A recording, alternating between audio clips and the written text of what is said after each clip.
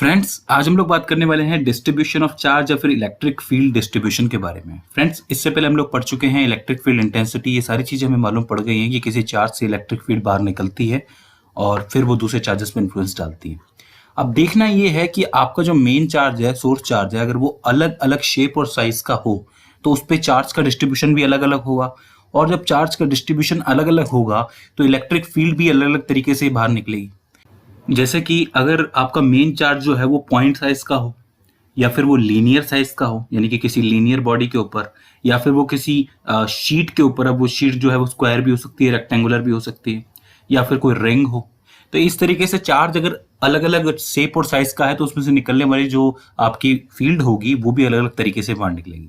तो यहाँ पर हम लोग पहले आज दो तरीके की डिस्ट्रीब्यूशन की बात करने वाले हैं। पहला तो है पॉइंट डिस्ट्रीब्यूशन, मतलब अगर आपका मेन चार्ज जो है वो पॉइंट साइज का हो तब उसमें से निकलने वाली इलेक्ट्रिक फील्ड का क्या डिस्ट्रीब्यूशन रहेगा, क्या उसकी वैल्यू रहेगी। दूसरा, अगर किसी लीनियर बॉडी पर, यानी कि मान लीजिए कोई वायर है, लंबी सी वायर है, उसके ऊपर अगर मैं चार्ज जो है वो डिस्ट्रीब्यूटेड करवा देता हूँ तो उसमें से जो वायर आपकी इलेक्ट्रिक फील्ड निकलेगी वो किस तरीके से बाहर निकलेगी। अगर आप बात करें सबसे पहले पॉइंट चार्ज के बारे में, तो मान लीजिए कि आपके पास एक पॉइंट चार्ज है Q, जो कि काफी बड़ा है, जिसमें से बहुत सारी इलेक्ट्रिक फील्ड बाहर निकल सकती है।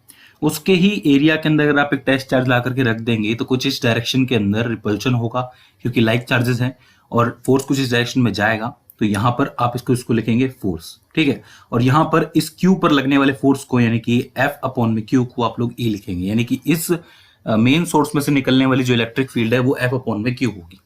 इसी तरीके से यही टेस्ट चार्ज सिर्फ एक डायरेक्शन में नहीं, हर डायरेक्शन में ये करेगा, यानी कि इस डायरेक्शन में कुछ इस तरीके से करेगा, इसमें भी कुछ इस तरीके से करेगा, इसमें भी कुछ इस तरीके से करेगा, और इसमें भी कुछ इस तरीके से करेगा। इस तरीके से फैल जाएगा हर जगह पे, राइट। तो आप लोग देख सकते हैं हर डायरेक्शन में उसने एक तरीके का फोर्स लगा रखा है। तो यानी कि यहाँ पॉइंट मान के चलें तो आप लोग इसको सब जोड़ेंगे तो एक पूरा सर्कल बनेगा। तो आपको क्या नजर आ रहा है यहाँ पर हमें ये नजर आ रहा है कि इसकी इलेक्ट्रिक फील्ड इसकी रेडियस के हिसाब से फैल रही है। मतलब अगर यहाँ पर कोई चार्ज है तो वो रेडियस में आगे बढ़ेगी, इलेक्ट्रिक फील्ड उसको इन्फ्लुएंस करेगी, इस डायरेक्शन में फोर्स लगेगा।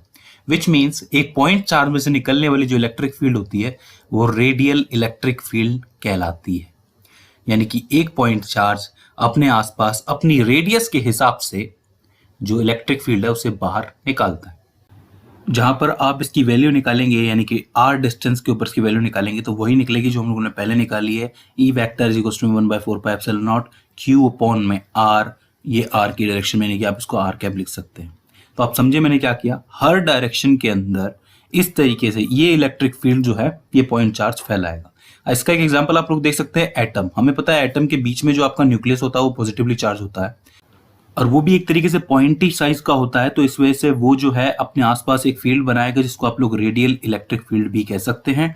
और हमें मालूम है कि उसके आसपास ऑर्बिट्स के अंदर इलेक्ट्रॉन घूमते हैं जो कि नेगेटिवली चार्ज होते हैं, तो वहां पर तो अट्रैक्शन होता है इनके बीच में।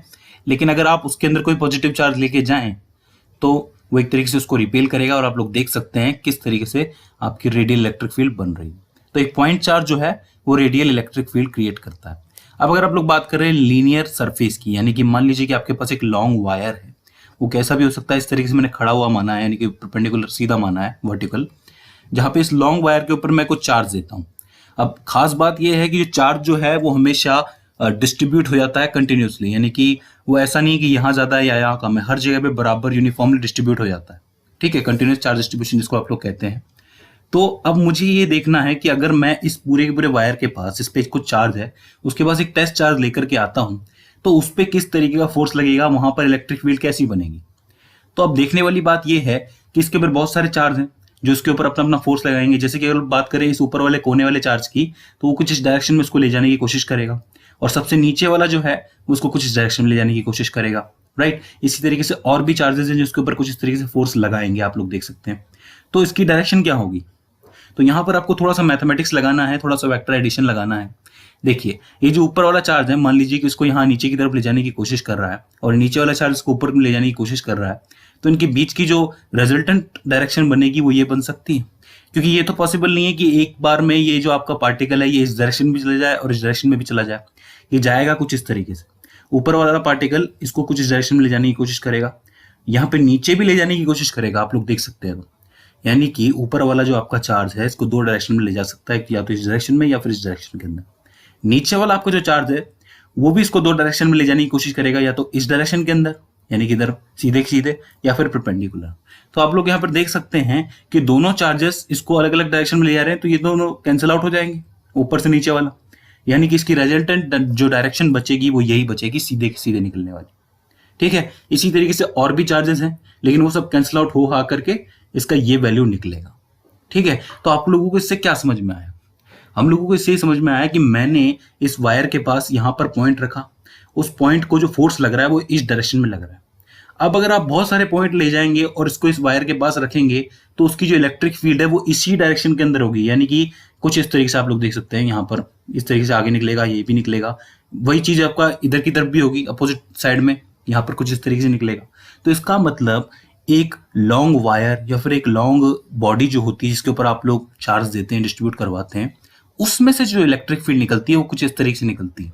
ये बिल्कुल वैसा ही है जैसे किसी ब्रश के अंदर से उसके दाने बाहर निकलते हैं ना, बिल्कुल इसी तरीके से, राइट। लेकिन अब सवाल ये है कि इसकी इलेक्ट्रिक फील्ड या फिर इसके फोर्स को आप लोग कैसे कैलकुलेट करेंगे, राइट। क्योंकि हो सकता है कि ये वायर बहुत लंबी हो, जैसे कि आपके घर से जो वायर लगी हुई है वो कहाँ से आ रही है आपको नहीं पता, एग्जैक्ट उसकी लंबाई नहीं मालूम आपको। हो सकता है पहले वो वायर किसी खंबे से जुड़ी हुई हो, उसके बाद बहुत आगे किसी पोल से जुड़ी हुई हो, फिर और आगे, फिर और आगे, तो उसकी लंबाई आपको नहीं पता। तो आप टोटल इलेक्ट्रिक फील्ड कैसे निकालोगे? जब भी कोई ऐसी बॉडी आपके सामने आती है जो बहुत लंबी हो और वहां पर आपको कैलकुलेशन करनी हो, मेजरमेंट करना हो, तो आप लोग वहां पर एक स्मॉल लंबाई लेते हैं या फिर एक स्मॉल जो लेंथ होती है उसको कंसिडर करते हैं। यानी कि इन शॉर्ट में अगर मैं आपको बताऊं सिंपल वर्ड्स के अंदर, तो आप उसको पॉइंट चार्ज मानने की कोशिश करते हैं। पॉइंट चार्ज मानने की कोशिश क्यों करते हैं? क्योंकि आपको पता है कि हम लोगों ने जो मेन जो फॉर्मूला कैलकुलेट किया वो पॉइंट चार्ज के लिए ही किया है, राइट। उसकी मदद से ही आगे की कैलकुलेशन हमें करनी होगी। तो यानी कि आप पहले बहुत छोटी सी लंबाई मान लीजिए, फिर उसका इंटीग्रेशन करके सब पूरा का पूरा मान निकाल लीजिए, पूरी पूरी वैल्यू निकाल लीजिए। Very simple. तो यहां पर भी आपको बिल्कुल सीधे बीच में कहीं पे एक छोटी सी लंबाई माननी पड़ेगी DL, यानी कि पूरी लंबाई L है, तो मैंने इसको क्या कर दिया DL मान लिया। वेरी गुड, कोई बात नहीं। अब यहां पर DL पे कुछ चार्ज होगा। अब हम लोग इस लंबाई को इतना छोटा मानेंगे कि इस DL लेंथ के ऊपर जो चार्ज की वैल्यू होगी वो पॉइंट चार्ज के बराबर ही हो, यानी कि ये वाली ऊपर वाली। क्यों? क्योंकि पॉइंट चार्ज का ही फॉर्मूला हमारे पास है।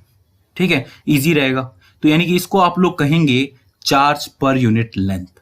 इसको आप लोग लैम्डा से भी डिनोट करते हैं। लैम्डा इज इक्वल्स टू में चार्ज यानी कि Q अपॉन में L, यानी कि चार्ज पर यूनिट लेंथ।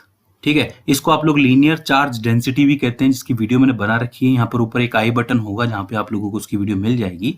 उसमें क्या होता है कि आपका जो छोटा सा लेंथ है उसके ऊपर टोटल चार्ज की जो वैल्यू है वो उसकी लीनियर चार्ज डेंसिटी कहलाती है। आप लोग वो वीडियो देखेंगे तो आपको इजीली समझ में आ जाएगा मैं क्या बात कर रहा हूँ।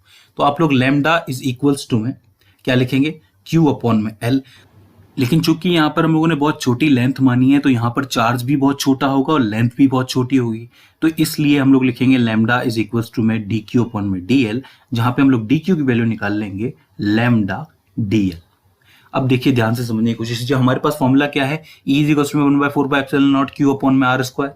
ठीक है, हम लोग क्या करेंगे, चूंकि हम लोगों ने बहुत छोटी सी लेंथ मानी है इसलिए इसकी जो इलेक्ट्रिक फील्ड होगी वो भी बहुत छोटी सी निकलेगी, तो इसलिए हम लोग लिखेंगे DE इज इक्वल्स टू में 1/4 DQ अपॉन में R स्क्वायर। यहाँ पर हम लोगों ने क्या किया है, छोटी सी जगह है, छोटी सी जगह पे थोड़ा सा चार्ज है, थोड़ी सी लंबाई है, तो उसमें से निकलने वाली इलेक्ट्रिक फील्ड भी थोड़ी सी है, तो इसको हम लोगों ने बहुत छोटा हिस्सा मान लिया। अब यहाँ पर आप DQ की जगह लिख देंगे लैम्डा DL। ठीक है, सिंपल। तो यहाँ पे आप रखेंगे DE इज इक्वल्स टू में 1/4 लैम्डा DL अपॉन में R स्क्वायर। तो ये जो इलेक्ट्रिक फील्ड की वैल्यू है ये एग्जैक्टली आपके लिए है इस छोटे से हिस्से के लिए। ठीक है, चूंकि हमारे पास पॉइंट चार्ज का ही फॉर्मूला था। अब आपको इस पूरी वायर के लिए निकालना है, तो वायर की आप मान लीजिए कि लेंथ जो है वो L है, तो इस पूरी लेंथ L के लिए आप पूरे के पूरे फॉर्मूले का इंटीग्रेशन कर दीजिए। सिंपल, यानी कि integration of DE is equals to में 1/4 चूंकि ये तो कांस्टेंट है बाहर आ गया, यहां पर इंटीग्रेशन में 0 to L lambda DL upon में R स्क्वायर, विच मीन्स पूरी वायर के लिए ये आपका जो वैल्यू निकलेगा वो आपकी निकल पाएगी इलेक्ट्रिक फील्ड की। पूरी वायर पे ये इलेक्ट्रिक फील्ड होगी। अब इसका सॉल्यूशन भी आप लोग कर सकते हैं, इसके इंटीग्रेशन को सॉल्व कर सकते हैं, लेकिन मेनली फॉर्मूला आपके सामने ये निकल के आएगा।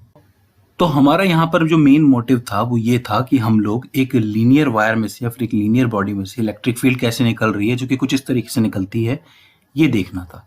और एक पॉइंट चार्ज में से रेडियल की तरह निकलती है। इसी तरीके से शीट में कैसे निकलेगी और रिंग में कैसे निकलेगी हम लोग आगे सीखेंगे।